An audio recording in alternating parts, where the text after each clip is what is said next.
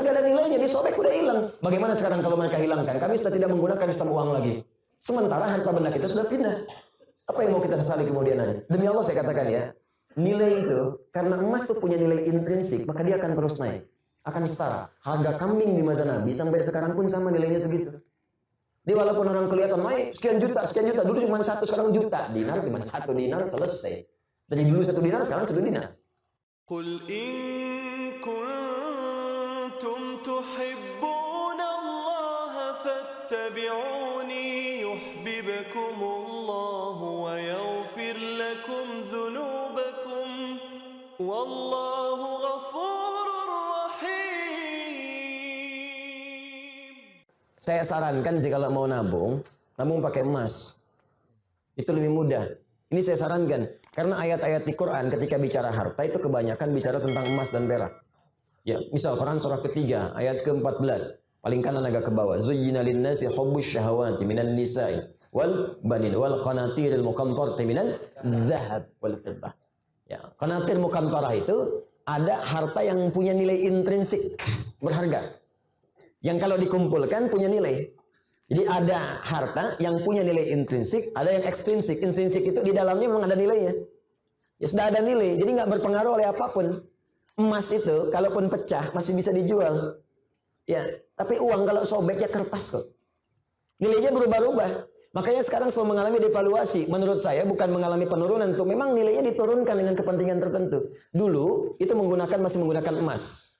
Ya, masih menggunakan emas. Isyarat Quran, hadis masih dipakai. Bahkan di Amerika pun masih pakai. Pada tahun 1930-an, 1934, dari 1932 itu diuji coba. Dia ada sekumpulan orang berkumpul memikirkan sifat monopoli. Bagaimana memonopoli dunia dari sistem keuangan. Maka diwujudkanlah uang kertas itu. Diuji coba asalnya di negara barat sana. Lokal sifatnya. Lokal. Apa yang diuji coba? Ditarik emas-emas dari penduduk lokal, dibuatlah uang kertas. Yang tidak mematuhi diberikan hukuman. Maka dari situ diberikan uang kertas, tapi uang kertas itu masih punya nilai setara dengan emas. Diberikan per onsnya emas itu setara dengan $20 pada masa itu. Terus orang nukar tuh, yang sadar bahwa kertas ini nggak punya nilai intrinsik, maka dia menyimpan kemudian emas ya di tempat lain supaya tidak kena hukuman. Ini kisah nyata ini, nanti ada perjanjiannya. Nah teman-teman sekalian, apa yang terjadi? Ketika uang itu sudah menyebar dan emasnya cukup terkumpul, maka diturunkan, didevaluasi nilainya. Yang tadinya per onsnya $20, ya diturunkan nilainya. Seakan-akan harga emas itu jadi naik, padahal emas itu segitu-gitu aja. Ya, uangnya turun lagi. Jadi berapa? $35. Ya, nilainya terus bertambah. Jadi seakan-akan jadi mahal gitu. Ya, padahal uangnya diturunkan, nilai uangnya yang turun, bukan barangnya yang naik. Apa yang terjadi ketika mereka melihat kemudian jadi nilai itu berkurang, si emas itu kemudian punya nilai lagi, disetarakan lagi, akhirnya mereka borong lagi. Melihat uji cobanya berhasil, maka dipaksakanlah ke seluruh dunia. Maka dipaksa mata uang yang kita gunakan untuk turun nilainya. Mata uang mereka naik. Makanya 1 kita balas dengan 13.000.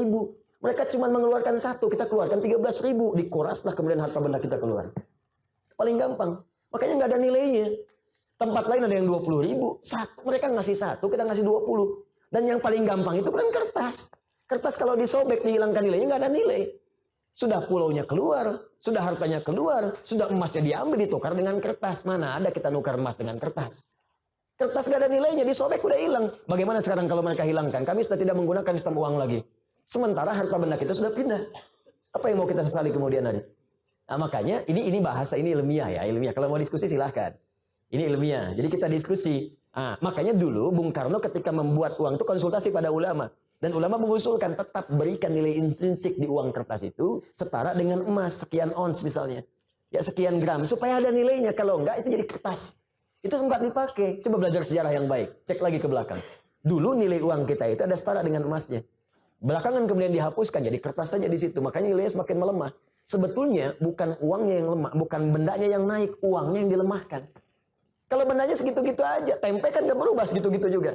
Cuma nilai uangnya melemah, seakan-akan tempenya naik, padahal keratnya segitu aja.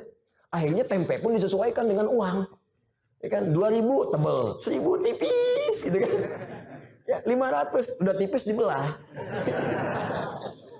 Tuh kan? Ya, itu coba belajar di situ. Terus ada perjanjian dulu, se-Eropa itu diajak kumpul. Makanya bikin dulu ada The Fed ya, masih sekarang sampai ada. Terus IMF dibuat pada saat itu untuk ngutang-ngutangi. Ya, itu ini pelajaran ya, mesti kita tahu gitu ya konteks ini untuk belajar. Makanya ekonom kita itu selain pintar mesti soleh, supaya dengan kesolehannya bisa memberikan manfaat untuk bangsa. Itu poinnya. Dan kita mesti belajar. Nah termasuk ini bisa dibawa bekal untuk haji. Kalau mau haji, mau umroh, nabung pakai emas. Nggak akan berubah. Nabung pakai emas. Silahkan ada logam mulia, ada dinar, kumpulkan. Demi Allah saya katakan ya, nilai itu, karena emas tuh punya nilai intrinsik, maka dia akan terus naik. Akan setara. Harga kambing di masa Nabi sampai sekarang pun sama nilainya segitu. Jadi walaupun orang kelihatan naik sekian juta. Dulu cuma 1, sekarang juta. Dinar cuma 1 dinar, selesai. Dari dulu 1 dinar, sekarang 1 dinar. Ya. Dari dulu emasnya sekian, ya sekian. Anda kalau nabung pakai emas, mungkin nggak akan 20 tahun, 40 tahun. 10 tahun Anda pakai haji ONH plus tuh. Kenapa? Karena yang Anda kumpulkan tuh nilainya itu terus naik. Sementara kalau Anda nabung segitu-gitu juga. Juta ya sejuta. 25 juta ya 25 juta. Cuman persoalannya ketika berangkat, didevaluasi nilainya seakan jadi mahal. Naik. Di kerja keras Anda itu terkumpulnya cuma segitu. Coba bayangkan kalau 10 tahun Anda dapat penghasilan, belikan emas. Mungkin akan turun jaraknya. Orang yang nabung 20 tahun nanti lama-lama, mungkin Anda cuma 10 tahun pakai warna plus. Dapat Anda di situ. Kalau nggak percaya silakan coba buktikan pelan-pelan di situ. Dan tidak melanggar hukum. Karena uang transaksi yang kita gunakan tetap rupiah. Kita nabung pakai emas, jual pakai rupiah, setelah itu berangkat. Ya kan? Apa yang dilanggar? Nggak ada yang dilanggar. Dan kita memberikan pelajaran bahwa ada nilai di balik itu ketika mengikuti tuntunan-tuntunan Rasulullah SAW dan menghidupkan nilai kebangsaan kita di situ. Jelas sampai sini? Rabbin fa'ana bima alamtana Rabbi alimna alladhi yanfa'una bita'allumi wa tawassalna bita'limi antarzuqanal wasi'a wa antarzuqanal amana